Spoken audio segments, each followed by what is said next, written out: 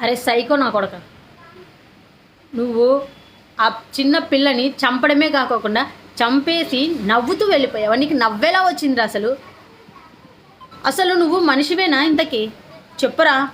ఒకవేళ ఈ వీడియో నీ వరకు చేరితే మాత్రం నాకు నీ నుంచి ఆన్సర్స్ చాలా తెలుసుకోవాలని. అసలు అమ్మాయిని ఎందుకు చంపావురా? ఆ అమ్మాయి కడుపులో పెరుగుతున్న బిడ్డ నీదే కదరా.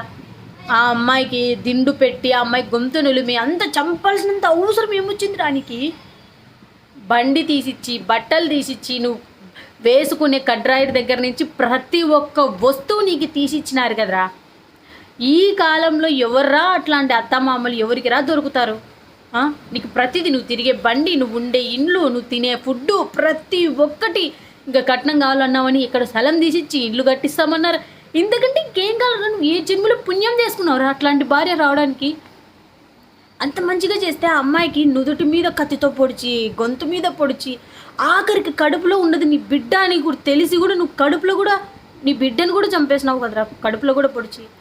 ఇట్లాంటి చెత్త నా కొడుకుని ఏం చేయాలో ఫ్రెండ్స్ ప్లీజ్ కామెంట్ చేయండి. ఆ నా కొడుకు ఏ మాత్రం డౌట్ రాకోకుండా నవ్వుకుంటూ వెళ్ళాడంట. ఎలా రా ఇట్లాంటి వాళ్ళు ఇలా చేస్తారు?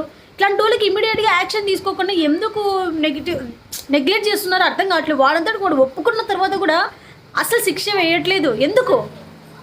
వాడిని తప్పించాలనుకుంటున్నారా? అట్లాంటి వాళ్ళని తప్పిస్తే ఇంకా 4-5 నేరాలు చూడాల్సింది వస్తుంది మనము కంపల్సరీ. అట్లాంటి నా కొడుకులకు వెంటనే శిక్ష పడితేనే ఇంకొక నా కొడుకు చెయ్యాలంటే ఉచ్చబోసుకోవాల. అట్లా చేయాలి. ఇప్పటికీ రక్తం మరిగిపోతుంది కడుపులో. ఆ చిన్న పసికొందు కూడా నేను కూడా చూడుకోకుండా ఎలారా ఇట్లాంటి నా కొడుకులు భూమి మీద ఉన్నారు? భూమికి భారము. వేస్ట్ నా కొడుకులు. మీరేమంటారు ఫ్రెండ్స్? Thank you.